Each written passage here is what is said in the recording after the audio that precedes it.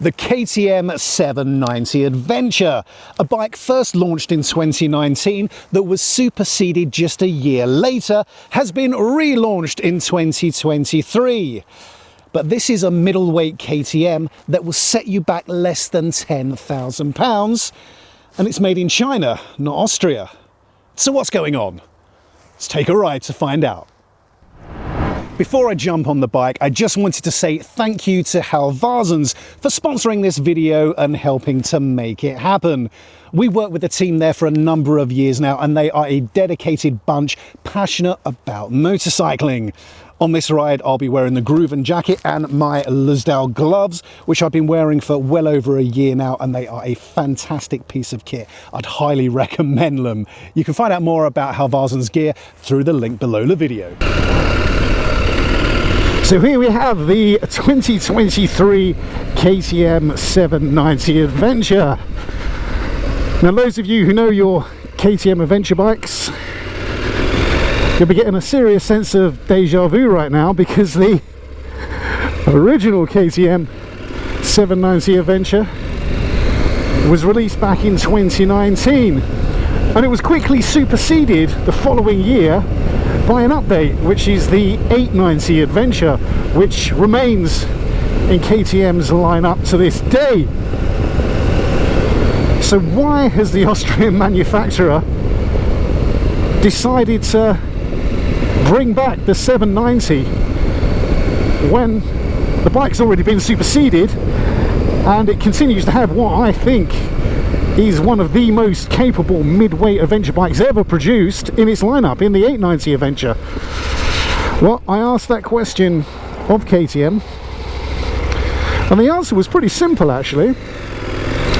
It was because they wanted to increase production. They want to sell more bikes, and they've maxed out the production capacity at its factory in Mattighofen in Austria.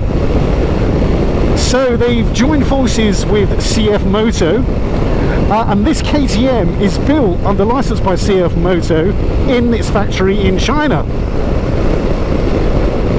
Now the other reason KTM gave for bringing back the 790 and building the bike in China is the fact that, again, it wants to sell more bikes, but it wants to produce a bike that is more affordable for buyers. You know, KTM is a premium brand. It's quite an exotic brand, but it's a manufacturer that doesn't sell anywhere near as many bikes as, you know, the big players like Honda.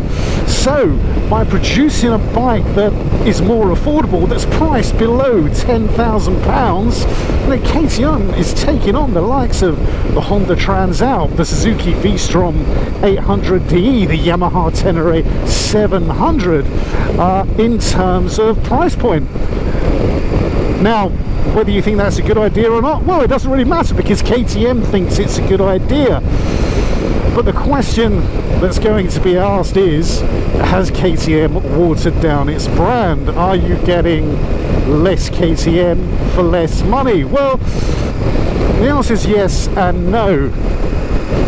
Now, I was given this bike as a press bike a few weeks ago, and often the bikes only have a few miles on the clock, but I was quite grateful that this one actually had a couple of thousand miles on the clock.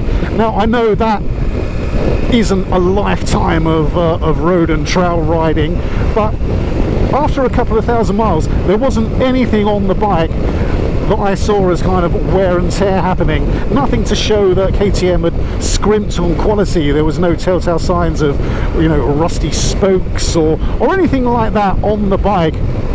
Now, as I said, you know, 2,000 miles doesn't tell the whole story, but it's an indicator that despite the fact this bike is produced in China, you know, the standards remain high.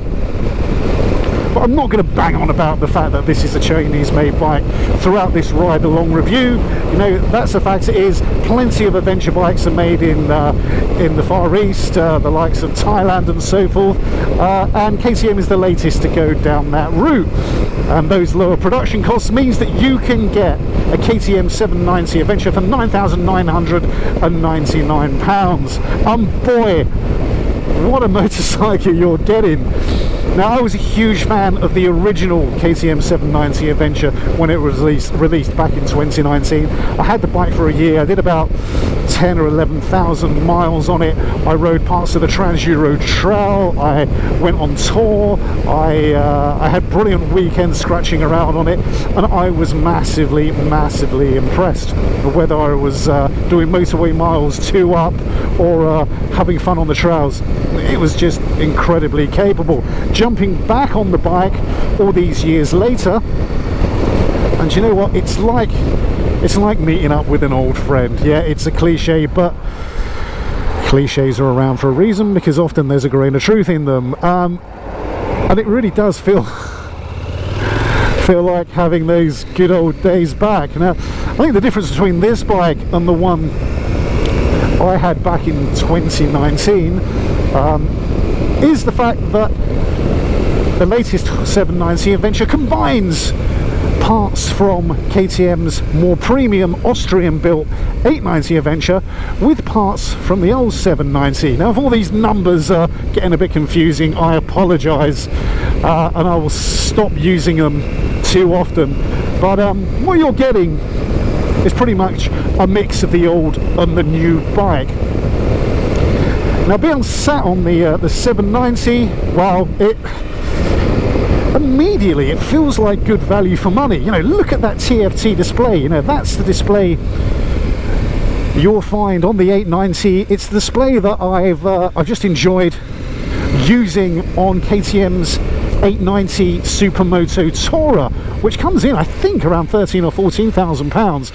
And that's kind of the story with the 790, that if you can get your head around the fact that it's Chinese built and any concerns you might have about quality, which I don't after riding this bike for the past few weeks, you're getting a hell of a lot of bang for your buck.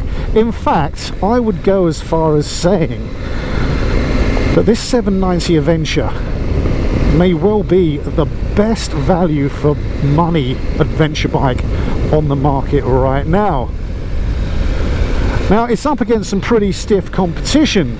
As I mentioned, the Honda Transalp, the Suzuki V-Strom 800DE, the Yamaha Tenere 700. Boy, they are fantastic mid-size adventure bikes. But on this KTM, you get a hell of a lot more tech for your money. You know, okay, this TFT screen, I think it's one of the best on the market, and I love the way, if you scroll through it, you've got little pictures of the bike. It's just a really well thought out premium piece of kit on, you know, I wouldn't say a budget bike, but certainly not a premium price bike. To have all that technology on a bike costing a pound under £10,000 is, well, it represents pretty good value.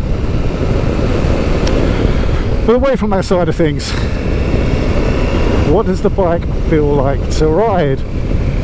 Well, below me I've got a 799cc LC8 twin engine that makes 94 brake horsepower, 87 newton meters of torque, and it's a punchy, feisty, wonderful little engine. It really is.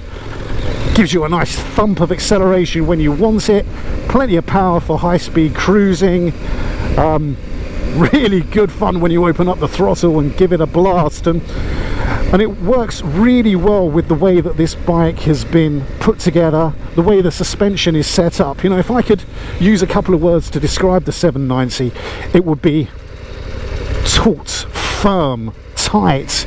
It's a real tight little package that just begs to be thrown through corners, and it reacts wonderfully accordingly. The WP Apex suspension at the front and rear, it's not adjustable, but it gives you 200 millimeters worth of travel. It is on the firm side. Now, on the road, that results in a superbly tight, taut ride. The thing's just wonderful being slung into corners. Off-road, well, it's not a huge amount of suspension travel, but it's, you know, generous enough for some light green laning, like we're going to do now. But I have found it on the firm side. I'll just pop her into neutral. How easy is neutral to find? Not too bad. So this switchgear, it looks functional. to KTM. I've always found KTMs aren't the most refined bikes, even the expensive ones. It's all more about performance than luxuries, and this is the same switchgear that you'll find on the likes of the 890 SMT, the 890 Adventure R, and things like that. But it's pretty easy to use. If I go into the menu, and again, if I select off-road mode, kick it on, go back, pretty simple stuff. I think you can see, you know, the TFT is very well laid out. It looks good. I've got the optional extra heated grips on, which you'll have to pay more for. And I've also got a quick shifter on this bike, which again you'll have to pay more for. But let's see how she performs on a little green lane. Hit a branch there. Now immediately the standing position's pretty cramped. Now the R versions of the 890 Adventure are the more off-road focused ones with longer travel suspension and just more room. But yeah, there is, you know, I do feel my knees are bent. I'm a little cramped in the standing position. It's not awful, but it's not kind of stand up and ride gravel roads all day comfortable. Had a fair bit of rain around here lately. One of the things I do love about the 790, and which it shares with the other adventure bikes in KTM's lineup, is the fact that the fuel tank sits down by the side of the bike, either side, like saddlebags, or a little bit like giant testicles. It doesn't look that great, I have to admit, but it keeps the weight of the bike really, really low. And this feels like quite a low bike as well. It's got an 840mm seat height, but everything feels low down. The centre of gravity feels nice and low, and that gives you the confidence to throw it around on the road, and it also just feels so, I don't know, just so easy to ride off-road. That was only a very tame little lane, but it was a little slippery. But yeah, the fact that those fuel tanks do sit down the sides like saddlebags, the fact that this LCA engine is so compact, the whole bike feels tight, compact, and really, really rideable. You open up the engine, it's just smooth throttle response, but there's plenty of power available. It really is a lovely little machine. Oh, not particularly little, is it? Around this turn. The gear change is really nice and smooth. Oh, got some cyclists. Gear change. Oh, you want the whole road, mate? The gear changes are really nice and smooth. Just to click up and down that gearbox on yeah, that really nice quick shifter. The throttle response is spot on, and it really feels like KTM have set this bike up for fun performance on the road.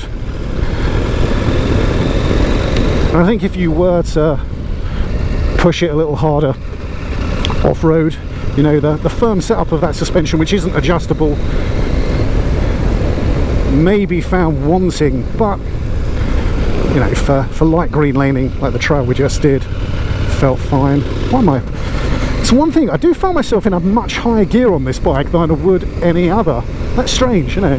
But yeah, I do find myself kind of instinctively heading up into fourth gear when usually I'd be in third. Pretty wet roads around here.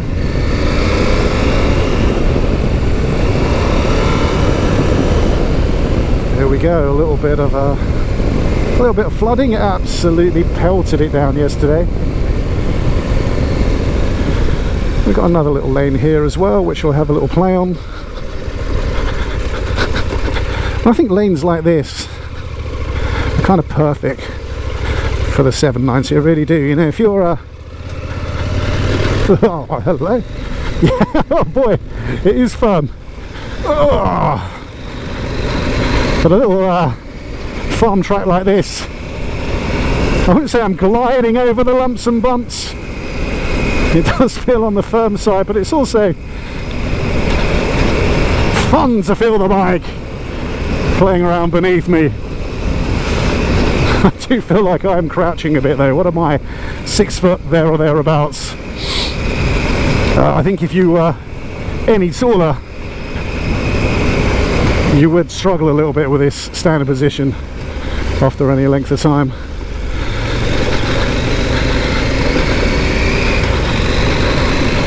But here we go, yeah, legs outstretched. It's not too bad. I just have to pitch myself over the front quite far. Yeah. But as I say, with all that weight low down, the bike feeling so compact, it is a confidence-inspiring machine to play on. It really is.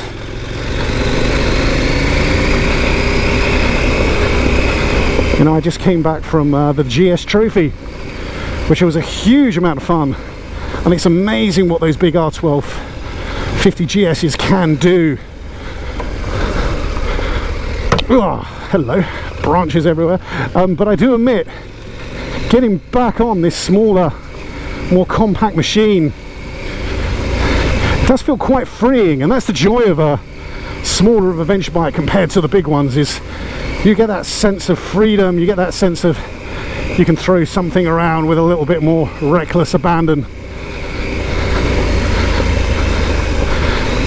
This 790 is certainly a fun little bike to do that on this little gravel road, which used to be a dirt road. We used to really enjoy coming up here after work for a little lane. Oh, hello. But got gravelled over. Someone wanted a gravel road up to their Airbnb, so hey, can you do? But it's still nice to be out on in the countryside. Oh, well, that's something I've never come across before up here. There we go. Thank you very much. A Tesla, an electric car down a green lane. Yeah, so the suspension is on the fab side, the seat position is on the cramp side. I do find myself pitched quite far forward, but you know, those are gripes, yeah, but the bike just feels quite happy cruising along this this gravel lane. I like the fact all that weight's slowed down, pegs feel grippy enough, gear changes are nice and nice clicks. Overall, if you're looking to buy an adventure bike to spend, you know, most of your time on the road, but enjoy the odd lane, then a 790 Adventure wouldn't disappoint. If you want a KTM to ride more intrepid trails, then well, the 890 Adventure R in its lineup is quite frankly sublime. Fantastic piece of kit. Alright, so back on the road, and I can't help but feel that this is where the 790 is at its happiest. You know, roads with a decent surface, throwing it around some country lanes. Yep, it's got that big 21-inch wheel up front, but it's yeah, certainly feels agile and nippy enough to throw around. Now I'm just going to actually head up this lane again because I want to get to some dual carriageway. And to do that, I want to be on the other end. Otherwise, it's a bit of a detour. But hey, get to cruise along a beautiful little lane on a Thursday morning. There's thunderstorms and showers forecast for later in the day, so hopefully I beat them. Although I'm wearing my Halvarsens Grooven jacket and these Lisdale gloves, which have proven well up to the task of keeping me warm and dry in the rain. I've been wearing these gloves, I think, oh god, for over a year now. I adore them. They're kind of I'd say they're a 3-season gloves, so autumn, spring, all but the very depths of the winter. Oh, hello. Bosh, bosh, bosh. Yeah, they really are great waterproof gloves, plenty of feel from the controls, so much so that yeah, I've worn very little else over the past year. Highly recommended. I do enjoy an adventure bike that's just easy to ride, and by easy I mean, you know, we ride some pretty big bikes, we muscle 200 kilograms worth of machine around, and when you jump on something like this that it weighs, I think it's 199 kilograms wet, the official stat. Let's pop myself back in road mode around this corner. So add another, what would you say, 15-16 kilograms of weight for a tank of fuel, and even then, you know, 220 kilograms. The bike's just so easy to forget about when you're riding, which I really mean is a high praise. You know, you get on the 790, you blast along some country lanes, you don't think about the bike just is set up and so well, and it's so fantastically balanced, it's so taut that you focus on the riding, the joy, the thrill of riding a motorbike. You know, same with being on the lanes, you're not thinking about keeping a bike upright on something like this. You're just enjoying cruising over the rocky surface. KTM really know how to build a damn good motorcycle. And even their Chinese ones are bloody good as well. Now, when I was talking about weight just now, I mentioned 15-16 kilograms of fuel. Well, the tank on the, on that high gear again, the tank on the 790 Adventure is 20 litres, which I think is about right for an adventure bike. I'm always disappointed when I see something that's got a 15-16 litre tank, because I know on those long days when I'm heading down to the Alps, on French toll roads and so forth, I'm going to be stopping for fuel so often. Now, on the old 790, I got 250 miles there or thereabouts out of a single tank of mixed riding, bit of motorway, bit of A-road, which was really impressive. And KTM quote a theoretical range of 279 miles. I don't think you'd ever get that unless you were doing, I don't know, 40-50 miles an hour at low revs constantly. But I think genuinely you could get 250 miles out of a tank, which for me is a massive bonus on tour, and something that's a big plus point for this bike, as is the redesigned fairing and screen. Now, if you ever saw the previous 790 Adventure, oh god, it was a cracking bike, but it was an ugly duckling. It really was. It just was not a good looking machine. Oh, I've got ankle boots on. Here we go. I managed to avoid getting water in them. Why do I do it? Every time I cross that ford, I seem to be wearing jeans and ankle boots.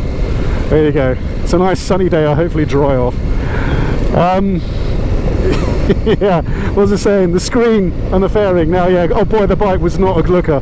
You know, you've got to admit, I hope I haven't got too much water on the lens there. The KTM have done a fantastic job in really improving the looks of the 790. It's bolted on this fairing at the front here, where there used to be kind of a three-quarter style one.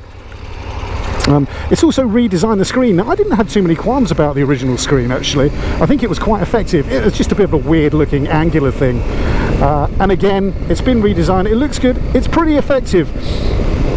Now, I was riding in the absolute pissing rain yesterday. It's the speed limit along here, 40 good. I got completely soaked on the way home from work. You know, it's just one of those days where it starts out sunny, you grab your lightweight jacket and jeans and head off happy. By the time it's time to come home, torrential downpours. I was absolutely soaked, which did go to show that the weather protection on the 790 Adventure is only so-so. Now, compared to the R1250 GS I was riding a little while ago, that thing gives you a lot more weather protection, but it's a bigger, heavier, more expensive bike. Now, I think one of the reasons you get a little bit blasted by the wind and the weather on this bike. Is one of its plus points is the fact that the weight is so low. We don't have a big tank up front, we don't have a big fairing around our legs, because the weight and the bulk of the bike is kept so low that it does mean you haven't got quite so much protection up front. Your legs aren't quite as cosseted. Personally, I think it's worth it for the brilliant balance of this bike. I really do. But you know, it's just something to bear in mind. This screen, not adjustable. Regular ABR video viewers will know that for me an adjustable screen is a no-brainer on an adventure bike. On the motorway, you lift it up. For high-speed cruising for hours on end, on the trails, lower it down. Hot days, lower it down. Wet weather, raise it. All that sort of thing. I won't bang on about it anymore. You know, even on a £10,000 bike, I think KTM could have put an adjustable screen on, but you know, the Transalp doesn't have one. The V-Strom 800DE doesn't have one. A lot of bikes don't have them. I do love how this motor barks into life. It doesn't have the most satisfying sound, but there's certainly something there. And there's plenty of power on tap. Now you're losing come on then, you can do it, I'll let you go. A fair few horsepower compared to the 890, but unless you rode them back to back, I don't think you'd know too much. And this thing has got plenty of beans, plenty of ponies. It really has. It's a lovely day for riding. Chap on the GS. Hello, sir.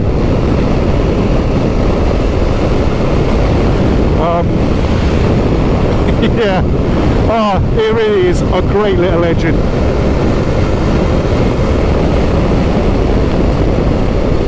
Another thing I do actually thoroughly enjoy, do you know what, I'm going to go down here, thoroughly enjoy about the KTM, in fact I'm thoroughly enjoying the ride so much that I'm going to extend it by taking a right at the roundabout rather than going straight across.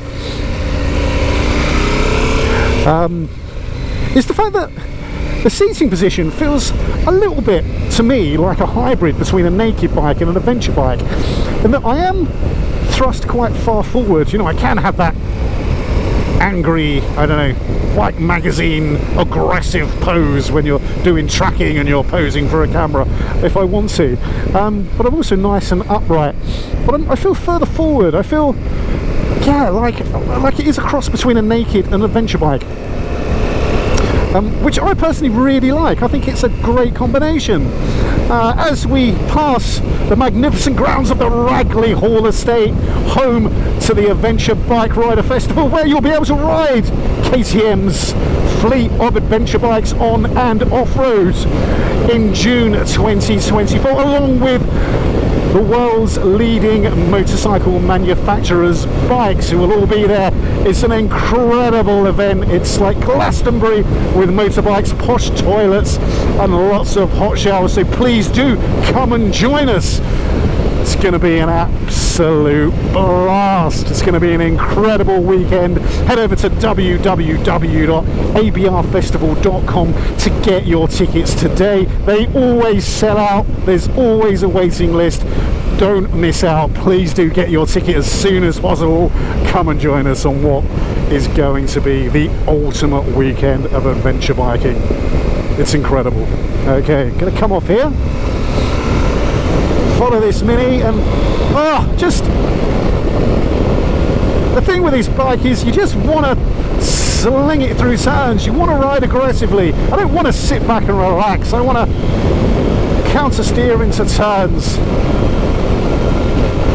Now, I mentioned earlier that I rode the KTM's 890 Supermoto Tourer the other day, which is very similar to this bike in a lot of ways, but it has a 17-inch wheel setup. It's got better suspension and things like that, but you know, it's not a million miles away. And I did notice that the thing is a hell of a lot more agile when you get on that 17-inch rims. But personally, I don't know, I quite like the feel of a big 21-inch front hoop.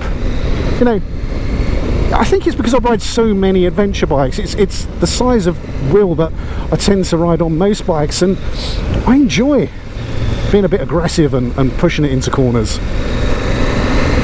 you know, that's a personal thing. It really is.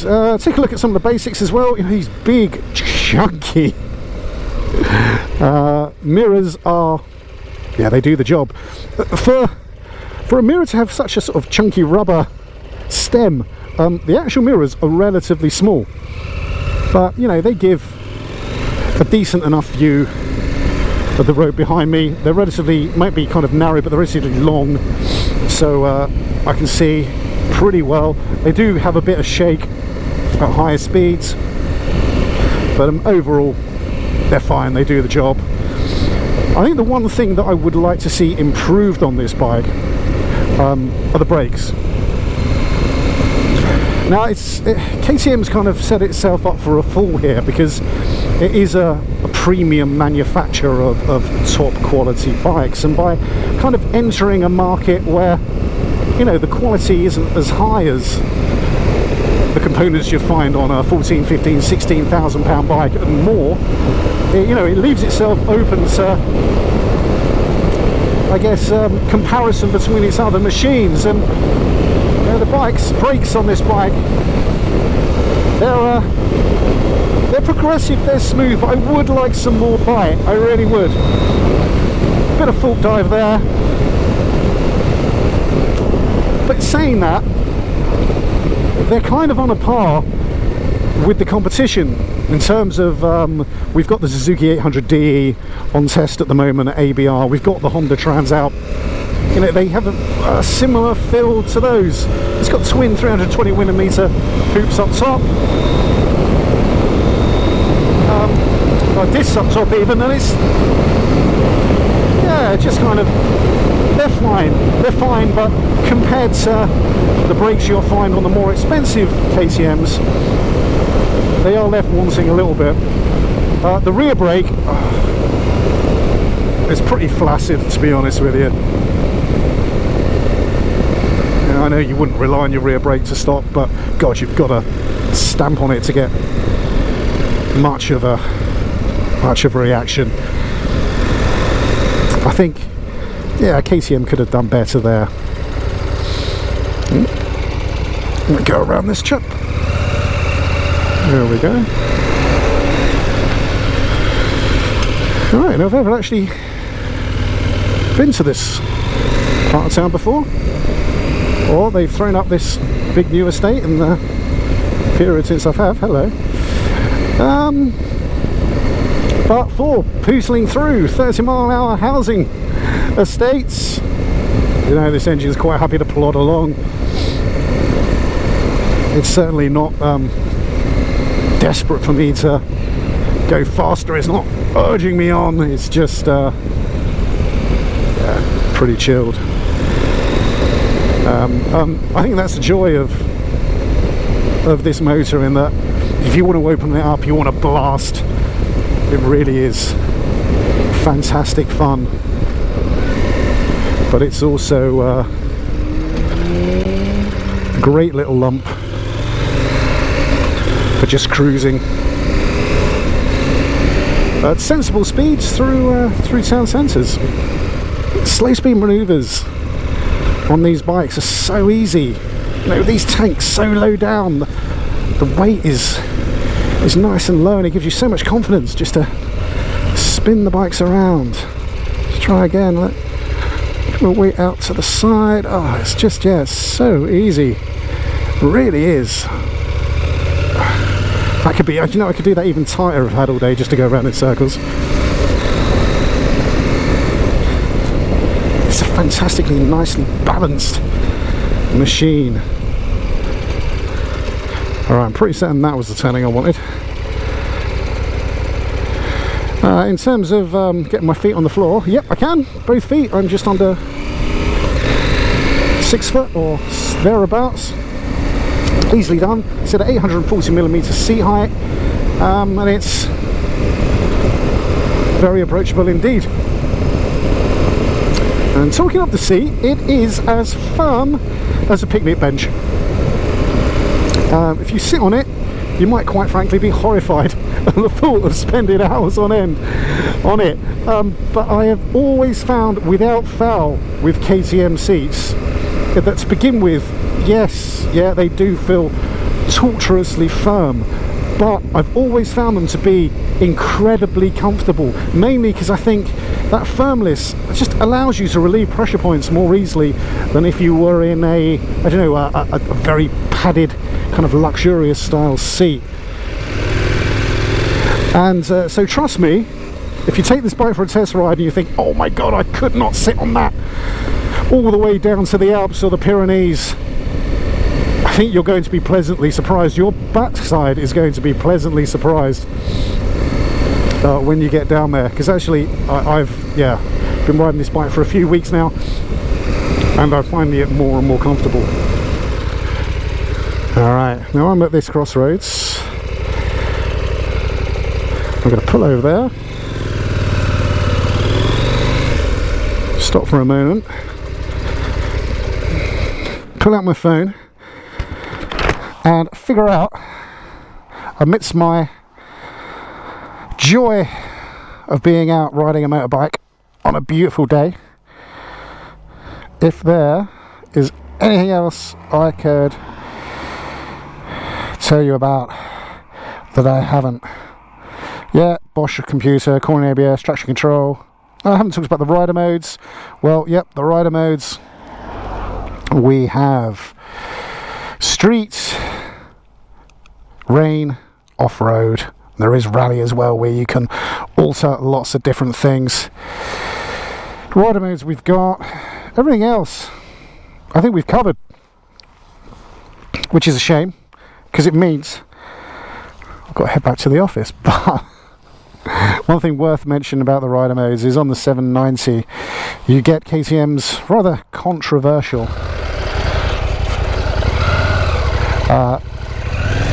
piece of technology, where it allows you to have the various different pieces of tech that are optional extras for a period of time. What is it, something like 1500 kilometers, something like that. And then if you don't decide to buy them after that, and after that trial period, they get switched off automatically. I can only imagine, and I haven't bought a KTM in the past year or so, so I haven't experienced myself, but I can only imagine as a customer and as a buyer, as an owner of one of these bikes, how disappointed it would be when after a few months that technology, that rally mode that you've dialed into your perfect settings, or the cruise control that you've looking forward to using on your next tour, gets switched off. There's pros and cons, you know. It's great to be able to try these things before you buy them, to make sure that you do genuinely need them and want them. But if you do discover you do genuinely need and want them, you've thoroughly enjoyed using them, then you've got to shell out even more money for a bike that you paid 10 grand for a little while ago. Well, yeah, I can imagine that can be a little bit disappointing and somewhat frustrating. Hey, that's what KTM have chosen to do, and I guess, you know, as customers will need to live with it, because they do make sensational motorcycles. And I think their budget, lower, I don't know, how would you describe it? You know, it is £10,000 is a lot of money to anyone, but in a world where, you know, a multi-strada is going to set you back 25 grand, a GS, you know, 18, 19, 20,000 pounds, a KTM 890 Adventure R's between 14 and 15. You know, I guess when you're talking about £9,999, you are looking at the budget end, particularly of the mid-size adventure bike market. And well, KTM seems to have managed to create a budget bike that doesn't really feel particularly budgety. You know, you don't get the adjustable suspension, and it is very, very firm. You know, but apart from that, when comparing it to the 890, yeah, it's down on a little bit of power, but unless you're riding them back to back, I'm not too sure you can tell that much difference. It's just it really is a cracking little machine, and there's nothing about it, apart from those brakes, which I wish had a bit more bite, that screams this is a cheap KTM. It really is a KTM. Now, as part of the manufacturer's kind of marketing behind the launch of the bike, you know, they were at pains to say at every opportunity that there are KTM staff on the ground at the CF Moto factory in China. Quality is to the highest standard. It's the quality you'd find at the Austrian factory. There's always going to be question marks at the moment about Chinese bikes, though. All I can say is, after riding it for the period of time I've had the 790, there is nothing to suggest that this bike doesn't share the same high standards as the original 790 Adventure released back in 2019. It is a fantastic little adventure bike, one I would be more than happy to head off on tour in. I've been commuting to work on it. If you commute to work, it's ideal. It really is. If you're heading off on tour, it's a bike 100%. It's got the range, it's got the comfort, it's got the power to make a fantastic touring bike. Hasn't quite got the weather protection of a larger machine. It's pretty damn good at everything else. And off-road, I've enjoyed the few lanes I've thrown it down. I had more time off-road on the original 790 Adventure back in 2019, and I did a fair amount on that, actually, and it didn't prove wanting for the type of riding I do.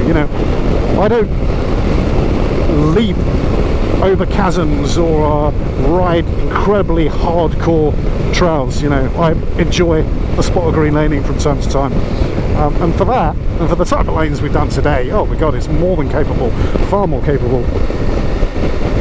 Just be aware that the whole setup of that suspension is relatively firm. On the road, I like it, I enjoy it, I like how taut the bike feels, but if you're looking to push this thing more in a trail riding environment, then you're probably better off looking at the more off-road focused machines in KTM's lineup. Oh, what a day, what a day. Look at that view. It's not a bad place to work, is it? It really isn't. I used to work in central London, and I always enjoyed London, big city life, but god, it's nice to be surrounded by some green, I have to admit. So as we come up to the turning for Adventure Bike Rider HQ, I guess the only thing left to say really is, kind of, who's this bike aimed at? Would I recommend you buy one? I think if you've got the money, then I'd always recommend going for the more expensive, better specs versions of, well, this platform, but the 890 Adventure, the 890 Adventure R, or if you stick solely to the blacktop and want some hooligan thrills, I highly recommend checking out the KTM 890 Supermoto and Tourer as well. So I'm always a big believer in you buy the best you can afford for what you need. But if you're on a budget, you don't want to splash out £15,000 on a motorbike. For £10,000, boy, you are getting so much motorcycle. I genuinely do think I can't think of a bike that offers better value for money at the moment. I really can't. And I'm passing, Honda's Trans Out, which is a brilliant little bike. It really is. I rode up to Scotland on it recently and did some fantastic gravel roads, and it proved to be supremely capable. But it does not have a lot of the extras that this KTM has got. Tell you what, that Trans Out's a damn good bike though. It really is. Test ride them both, that's what I say. Alright, here we are, back at ABR. Oh, we'll park up, resist leaping off down onto the field and just take a moment to soak up this bike and take a little final look at the looks, because thank God KTM have put this fairing on so it doesn't stop here anymore, it rolls to the front. We've got some quite striking lines, it flows a bit better. So these are these saddlebag fuel tanks I spoke about, and they really help this bike feel so planted on the road. They really do. This is this super compact LCA engine. Overall, you've got such a good package here.